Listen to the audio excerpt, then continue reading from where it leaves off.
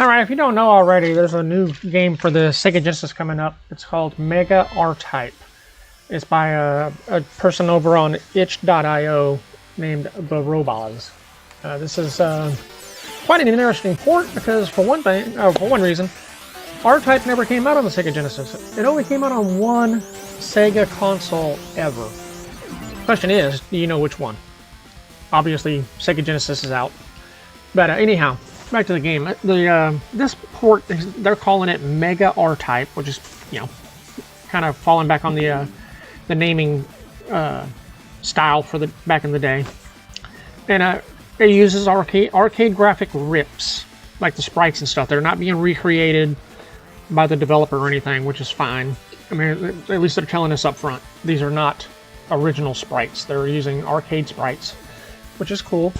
It does remove a chance for the developer to give their own little personal touch, but it also saves a lot of time for a one-man team. And at the end of the day, I mean, this is pretty faithful to the arcade original. I mean, obviously, the sprites and graphics have been downgraded to match the resolution of the Sega Genesis. But what is here is pretty darn impressive. I mean, this is pretty nice. Now, one thing I do want to point out is, like, a lot of people are going to think, oh, there's a lack of scrolling in the backgrounds for the parallax. If you look at the arcade original, which I'll try to mix in some video footage of that right now, the lack of parallax scrolling was common back then. I mean, games just didn't have 10, 15 layers of scrolling in 2D games.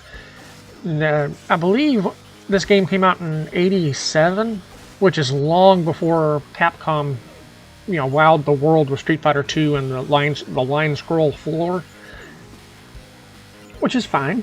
But I mean, you can't really expect a developer to go in and add stuff like that when it's just a basic cybernetic-looking background to begin with. Now, it would be cool to see some like Thunder Force 3 style line scrolls. I believe it's level 2 with the red foreground, blue background. That would have been kind of nice, I think, and give a little bit of animation there, but again, that's not in the arcade game, so it's like, do you want an arcade original port, or do you want a remix, like a R-Type DX or something? I know, what was that on the Game Boy? Anyhow, what's here is pretty damn awesome. Let me know in the comments below what you think, and also remember, take a stab at it. What is the only Sega console to receive an R-Type game officially? Let me know in the comments if you know.